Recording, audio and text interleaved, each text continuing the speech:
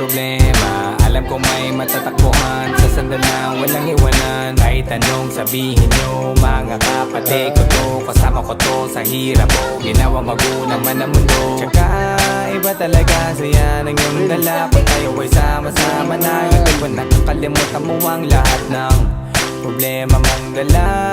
Basta ganun na nga, pag tayo kompleto na, mas masaya, diba? Gusto ko kasama kayo sa ulitan, sarap walang iwanan. At kahit na minsan nagkakaroon man tayo ng hindi pagkakaunawaan, tampuhan at galit, awayan, pag-usapan na lang sa tagayan. Di makatiis pag nakitang nakangiti, apiran wala na yan, sabay halakhakan.